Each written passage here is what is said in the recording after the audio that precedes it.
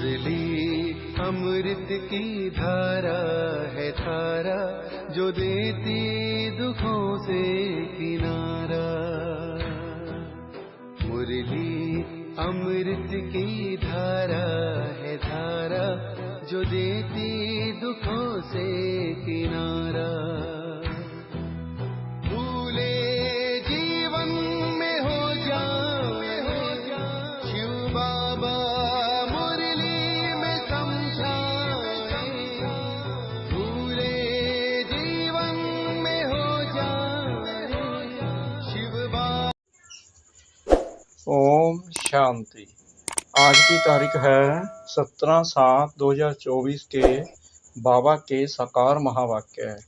मीठे बच्चे, इस शरीर को ना देख आत्मा को देखो, अपने को आत्मा समझ आत्मा से बात करो। इस अवस्था को जमाना है, यही ऊंची मंजिल है। बाबा ने प्रश्न पूछा, तुम बच्चे बाप के साथ ऊपर यानी घर में कब जाएंगे? बाबा ने उत्तर दिया, जब अपवित्रता की मात्रा रिंचक भी नहीं रहेगी। जैसे बाप प्योर है, ऐसे तुम बच्चे भी प्योर बनेंगे, तब ऊपर जा सकेंगे। अभी तुम बच्चे बाप के सम्मुख हो। ज्ञान सागर से ज्ञान सुन सुन कर जब फूल हो जाएंगे, बाप को नॉलेज से खाली कर देंगे, फिर वह भी शांत हो जाएंगे और तुम बच्चे भी शांति धाम में चले जाएंगे। वहाँ ज्ञान टपकना बंद हो जाता, सब कुछ दे दिया। फिर उनका पाठ है साइलेंस का। ओम शांति। शिव भगवानुवाच। जब शिव भगवानुवाच कहा जाता है तो समझ जाना चाहिए, एक शिव ही भगवान व परम पिता है। उनको ही तुम बच्चे व आत्मा याद करती हो। परिचय तो मिला है रचता बाप से, यह तो जरूर है नंबर वार पुरुषार्थ अनुसार ही याद करते होंगे। सब एक रस याद नहीं करेंगे, यह बहुत सूक्ष्म बात है। अपने को आत्मा समझ दूसरे को भी आत्मा समझे, यह अवस्था जमाने में टाइम लगता है। वह मनुष्य लोग तो कुछ भी नहीं जानते, ना जानने कारण सर्वव्यापी कह देते। जिस प्रकार तुम बच्चे अपने को आत्मा समझते हो, बाप को याद करते हो, ऐसे और कोई याद नहीं कर सकते होंगे। कोई भी आत्मा का योग बाप के साथ है नहीं। ये बातें हैं बहुत गुहा महीन। अपने को आत्मा समझ बाप को याद करना है। कहते भी हैं हम भाई भाई हैं, तो आत्मा को ही देखना चाहिए, शरीर को नहीं देखना चाहिए। यह बहुत बड़ी मंजिल है।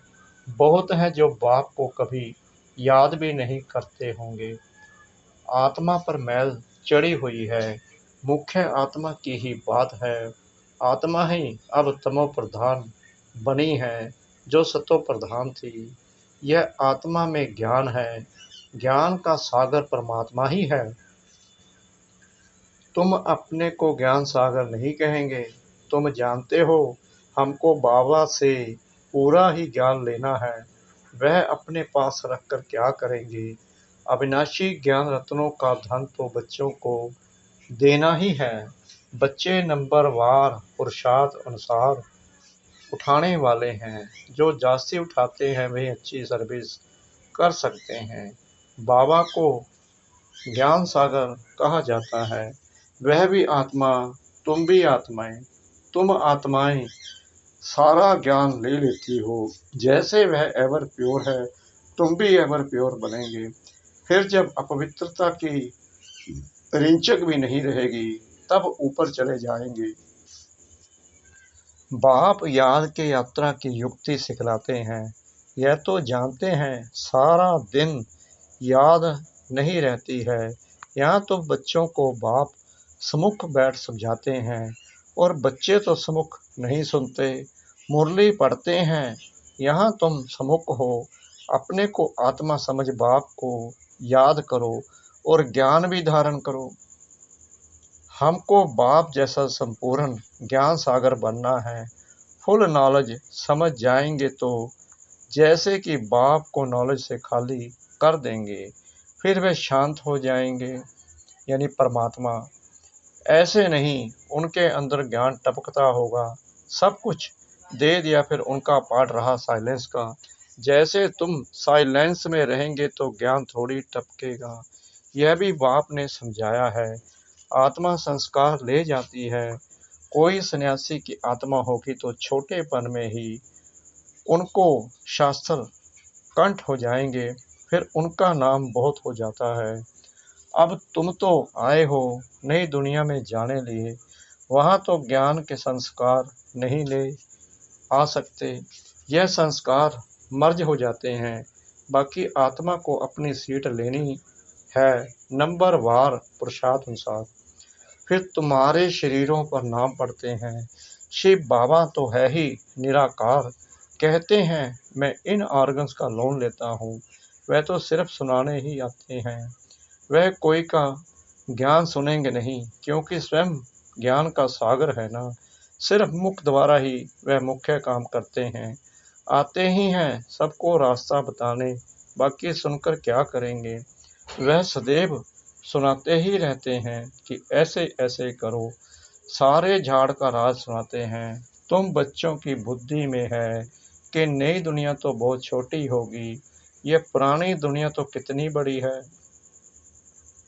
सारी दुनिया में कितनी लाइट जलती है, लाइट द्वारा क्या क्या होता है। वहाँ तो दुनिया भी छोटी, लाइट भी थोड़ी होगी।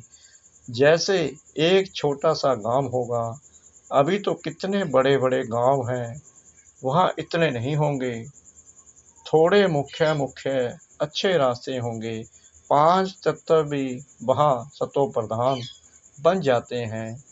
कभी चंचलता नहीं करते। सुखधाम कहा जाता है, उसका नाम ही है हेवन।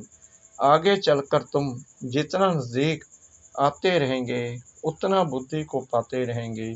बाप भी साक्षात्कार कराते रहेंगे। फिर उस समय लड़ाई में भी लश्कर की अथवा एरोप्लेन आदि की दरकार नहीं रहेगी। वह तो कहते हैं हम यहाँ बैठे सबको खत्म कर सकते हैं। फिर यह एरोप्लेन आदि थोड़ी काम में आएंगे। फिर यह चंद्रमा आदि में प्लाट आदि देखने भी नहीं जाएंगे। यह सब फालतू साइंस का घमंड है। कितना शो कर रहे हैं। ज्ञान में कितनी साइलेंस है। इसको ईश्वरीय दात यानी देन कहते हैं। साइंस में तो हगामा ही हगामा है। वह शांति को जानते ही नहीं। तुम समझते हो विश्व में शांति तो नई दुनिया में थी, वह है सुखदान। अभी तो दुख शांति है, यह भी समझाना है। तुम शांति चाहते हो, कभी अशांति हो ही नहीं। वह तो है शांति धाम और सुखधाम में। स्वर्ग तो सब चाहते हैं।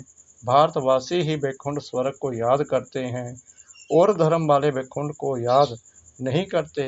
वह सिर्फ शांति को याद करेंगे, सुख को तो याद कर ना सके। ला नहीं कहता, सुख को तो तुम ही याद करते हो, इसलिए पुकारते हो हमें दुख से लिबरेट करो। आत्माएं असल शांति धाम में रहने वाली हैं, यह भी कोई जानती थोड़ी हैं। बाप समझाते हैं तुम बेसमझ थे, कब से बेसमझ बने। 16 कला से 12 14 कला बनते जाते, माना बेसमझ बनते जाते। अभी कोई कला नहीं रही है। कॉन्फ्रेंस करते रहते हैं, स्त्रियों को दुख क्यों है। अरे दुख तो सारी दुनिया में है, अथाह दुख है। अब विश्व में शांति कैसे हो। अब तो ढेर के ढेर धर्म है, सारे विश्व में शांति तो अब हो ना सके। सुख को तो जानते ही नहीं। तुम बच्चियां बैठ समझाएंगी। इस दुनिया में अनेक प्रकार के दुख हैं, अशांति है। जहाँ से हम आत्माएं आई हैं वह है शांति धाम। और जहाँ यह आदि सनातन देवी देवता धर्म था वह था सुखधाम। आदि सनातन हिंदू धर्म नहीं कहेंगे, आदि माना प्राचीन। वह तो सतयुग में था, उस समय सब पवित्र थे। वह है ही निर्विकारी दुनिया, विकार का नाम नहीं, फर्क है ना। पहले पहले तो निर्विकारी पना चाहिए ना। इसलिए बाप कहते हैं, मीठे मीठे बच्चों, काम पर जीत पहनो, अपने को आत्मा समझो। अभी आत्मा अपवित्र है, आत्मा में खाद पड़ी है, तब जेवर भी ऐसे बने हैं। आत्मा पवित्र तो जेवर भी पवित्र होगा। उनको ही वॉइसलेस वर्ड कहा जाता है। बड़ का मिसाल भी तुम दे सकते हो। सारा झाड़ खड़ा है, फाउंडेशन है नहीं। यह आदि सनातन देवी देवता धर्म है नहीं, और सब खड़े हैं, सब अपवित्र हैं। उनको कहा जाता है मनुष्य, वह हैं देवताएं। मैं मनुष्य को देवता बनाने आया हूँ। 84 जन्म भी मनुष्य लेते हैं। सीढ़ी दिखानी है कि तमो प्रधान बनते हैं, तो हिंदू कह देते हैं, देवता कह ना सके क्योंकि पतित हैं। ड्रामा में ये राज है ना, नहीं तो हिंदू धर्म कोई है नहीं।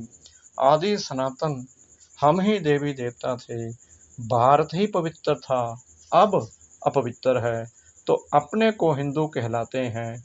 हिंदू धर्म तो कोई ने स्थापन किया नहीं है, यह बच्चों को अच्छी रीति धारण कर समझाना है। आजकल तो इतना टाइम भी नहीं देते हैं, कम से कम आधा घंटा दे तब पॉइंट सुनाई जाए। पॉइंट तो ढेर हैं, फिर उनसे मुख्य मुख्य सुनाई जाती है। पढ़ाई में भी जैसे जैसे पढ़ते जाते हैं, तो फिर हल्की पढ़ाई अल्फ बे आदि थोड़ी याद रहती है, वह भूल जाती है। तुमको भी कहेंगे अभी तुम्हारा ज्ञान बदल गया है। अरे, पढ़ाई में ऊपर चढ़ते जाते हैं तो पहली पढ़ाई भूलती जाती है ना। बाप भी हमको नित्य नई नई बातें सुनाते हैं। पहले हल्की पढ़ाई थी, अब बाप गुहा गुहा बातें सुनाते रहते हैं। ज्ञान का सागर है ना, सुनाते सुनाते फिर पिछाड़ी में 2 अक्षर कह देते। अल्फ को समझो तो भी काफ़ी है, अल्फ को जानने से बे को जान ही लेंगे। इतना सिर्फ समझाओ तो भी ठीक है। जो जास्ती ज्ञान नहीं धारण कर सकते, वह ऊंच पद भी पा नहीं सकते। पास विद ऑनर हो ना सके, कर्मातीत अवस्था को पा ना सके, इसमें बड़ी मेहनत चाहिए। याद की भी मेहनत है, ज्ञान धारण करने की भी मेहनत है। दोनों में सब होशियार हो जाएं, सो भी तो हो ना सके। राजधानी स्थापन हो रही है, सब नर से नारायण कैसे बनेंगे। इस गीता पाठशाला की एम ऑब्जेक्ट तो यह है, वही गीता ज्ञान है, वह भी कौन देते हैं, यह तो सिवाय तुम्हारे कोई जानते ही नहीं। अभी है कब्रिस्तान, फिर परिस्थान होने का है। अभी तुम्हें ज्ञान चिता पर बैठ पुजारी से पूज्य जरूर बनना है। साइंस वाले भी कितने होशियार होते जाते हैं, इन्वेंशन निकालते रहते हैं। भारतवासी हर बात का अकल वहाँ से सीख कर आते हैं, वह भी पिछाड़ी में आएंगे तो इतना ज्ञान उठाएंगे नहीं, फिर वहाँ भी आकर यहीं इंजीनियरिंग आदि का काम करेंगे। राजा रानी तो बन ना सके, राजा रानी के आगे सर्विस में रहेंगे, ऐसी ऐसी इन्वेंशन निकालते रहेंगे। राजा रानी बनते ही हैं सुख के लिए, वहाँ तो सब सुख मिल जाने हैं। तो बच्चों को पुरुषार्थ पूरा करना चाहिए, फुल पास होकर कर्मातीत अवस्था को पाना है। जल्दी जाने का ख्याल नहीं आना चाहिए। अभी तुम हो ईश्वरीय संतान, बाप पढ़ा रहे हैं, यह मिशन है मनुष्यों को चेंज करने की। जैसे बौद्धियों की क्रिश्चियन की मिशन होती है ना, क्रिश्चियन और क्रिश्चियन की भी रास मिलती है, उन्हों के लेन देन का भी बहुत कनेक्शन है, जो इतनी मदद करते हैं। उनकी भाषा आदि छोड़ देना यह भी एक इंसल्ट है। वह तो आते ही पीछे हैं, ना बहुत सुख ना बहुत दुख उठाते हैं। सारी इन्वेंशन वे लोग निकालते हैं, यहाँ भल कोशिश करते हैं, परंतु एक्यूरेट कभी बना नहीं सकेंगे। विलायत की चीज़ अच्छी होती है, ऑनेस्टी से बनाते हैं, यहाँ तो डिसऑनेस्टी से बनाते हैं। अथाह दुख है, सबके दुख दूर करने वाला एक बाप के सिवाय और कोई मनुष्य हो ना सके। बल्कि कितनी भी कॉन्फ्रेंस करते हैं, विश्व में शांति हो, धक्का खाते रहते हैं। सिर्फ माताओं के दुख की बात नहीं, यहाँ तो अनेक प्रकार के दुख हैं। सारी दुनिया में झगड़े मारा मारी की ही बात है। पाई पैसे की बात पर मारा मारी कर देते हैं, वहाँ तो दुख की बात नहीं होती। यह भी हिसाब निकालना चाहिए। लड़ाई कभी भी शुरू हो सकती है। भारत में रावण जब से आता है तो पहले पहले घर में लड़ाई शुरू होती है, जुदा जुदा हो जाते हैं, आपस में लड़ मरते हैं। फिर बाहर वाले आते हैं, पहले ब्रिटिश थोड़ी थे, फिर वह आकर बीच में रिश्वत आदि देकर अपना राज्य कर लेते हैं। कितना रात दिन का फर्क है, नया कोई भी समझ ना सके। नई नॉलेज है ना, जो फिर प्रायलोप हो जाती है। बाप नॉलेज देते हैं, फिर वह गुम हो जाती है। यह एक ही पढ़ाई एक ही बार एक ही बाप से मिलती है। आगे चल तुम सबको साक्षात्कार होते रहेंगे कि तुम यह बनेंगे, परंतु उस समय कर ही क्या सकेंगे, उन्नति को पा नहीं सकेंगे। रिजल्ट निकल चुकी, फिर ट्रांसफ़र होने की बात हो जाएगी। फिर रोएंगे पीटेंगे, हम बदली हो जाएंगे नई दुनिया के लिए। तुम मेहनत करते हो, जल्दी चारों तरफ आवाज़ निकल जाए, फिर आप पे ही सेंटर्स पर भागते रहेंगे, परंतु जितना देरी होती जाएगी टू लेट होते रहेंगे। फिर कुछ जमा नहीं होगा, पैसे की दरकार नहीं रहेगी। तुमको समझाने लिए यह बैज ही काफ़ी है। यह ब्रह्मा सो विष्णु, विष्णु सो ब्रह्मा, यह बैज ऐसा है जो सब शास्त्रों का सार इसमें है। बाबा बैज की बहुत महिमा करते हैं। वह समय आएगा जो यह तुम्हारे बैज सब नैनों पर रखते रहेंगे। मन मना भव इसमें है, मुझे याद करो तो यह बनेंगे। फिर यही 84 जन्म लेते हैं। पुनर्जन्म न लेने वाला एक ही बाप है। अच्छा, मीठे मीठे सिकलते बच्चों प्रति माता पिता बाप दादा का याद प्यार और गुड मॉर्निंग। रूहानी बाप की रूहानी बच्चों को नमस्ते। हम रूहानी बच्चों की रूहानी बाप दादा को श्रद्धा भरी प्रेम भरी नमस्ते। शुक्रिया बाबा, शुक्रिया बाबा, शुक्रिया बाबा, इस मीठी मीठी मीठी मुरली के लिए। धारणा के लिए मुख्य सार। नंबर 1, याद की मेहनत और ज्ञान की धारणा से कर्मातीत अवस्था को पाने का पुरुषार्थ करना है। ज्ञान सागर की संपूर्ण नॉलेज स्वयं में धारण करनी है। नंबर 2, आत्मा में जो खाद पड़ी है उसे निकाल संपूर्ण वॉइसलेस बनना है। रिंचक मात्र भी अपवित्रता का अंश ना रहे। हम आत्मा भाई भाई हैं, यह अभ्यास करना है। वरदान सतगुरु परमपिता परमात्मा जी का। समय और संकल्प रूपी खजाने पर अटेंशन दे, जमा का खाता बढ़ाने वाले पद्मा पद्म पति भव। वैसे खजाने तो बहुत हैं, लेकिन समय और संकल्प विशेष, इन दो खजानों पर अटेंशन दो। हर समय संकल्प श्रेष्ठ और शुभ हो तो जमा का खाता बढ़ता जाएगा। इस समय एक जमा करेंगे तो पदम मिलेगा।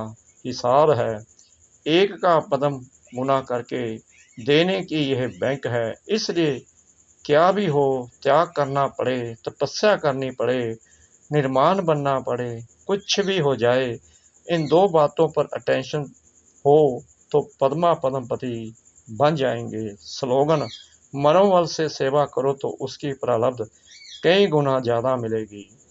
मनोबल से सेवा करो तो उसकी प्रारब्ध कई गुना ज़्यादा मिलेगी। ओम शांति।